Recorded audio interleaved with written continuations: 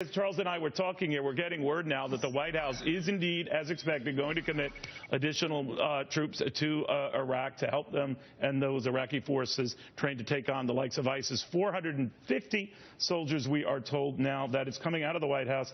Anbar Smith with us right now, the former U.S. Army pilot. Anbar, what do you make of that and that commitment? Is it enough? 450 personnel on top of the roughly 1,800, 1,900 we have now. What do you make of that?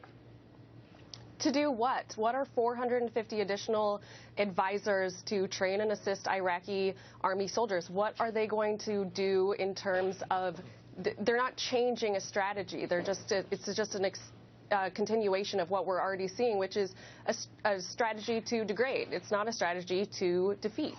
You know, you do wonder what that number of personnel will do to change the equation here. And of course, I'm thinking what the president said, that there was no clear strategy. Maybe this is a belated effort to address that. But I'm wondering if the writing is on the wall, Anbar, that we are not really committed to going all out in this region. And maybe for a very good reason. We're the war fatigue. You've heard it all.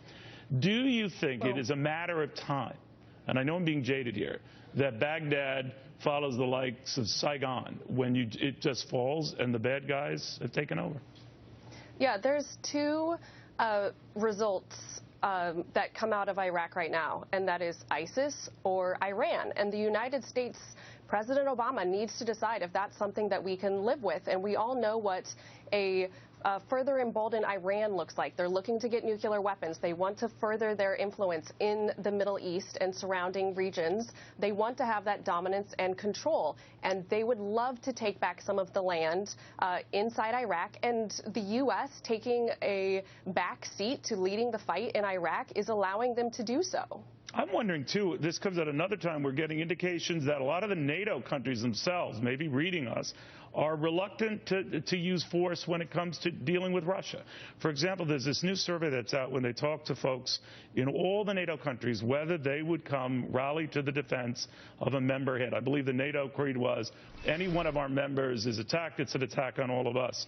But a majority polled in France, in Italy, and in Germany say that does not mean that they should attack. For example, an attack on Ukraine would warrant an attack on Russia. What do you make of that and that shift in thinking as far as a unified force against either Russia or against when it comes to what's going on in the Middle East? What do you make of that? Yeah, that attitude is unbelievable. It's such a very dangerous precedent to all of our NATO allies that NATO might not, hold up their end of the bargain, especially to the smaller Baltic states like Estonia and Latvia and Lithuania that are feeling the aggression of Putin in Russia right now. Well, if and I'm Putin, NATO is all that they've got. I'm ISIS or these developments and saying, hey, we can just sit back and watch these guys just let us do whatever we want, right? Absolutely. Perception is reality. And right now, Putin is not seeing any sort of consequence for his actions. He's being allowed to do whatever he wants because he knows that NATO is taking a passive stance, including some leading nations inside Europe that are saying, hey, as long as we're not the ones being attacked and we're not the ones feeling the pressure of Russia right now, we're going to let those countries fend for themselves. And so Putin's taking full advantage of that, just as we've seen over the past year. Incredible. Anbar, thank you very, very much. By the way, just want to clarify, too, the White House is saying of these 450 or so additional troops that they will be in a non-combat role. They're not saying anything more beyond that, what that means, but a non-combat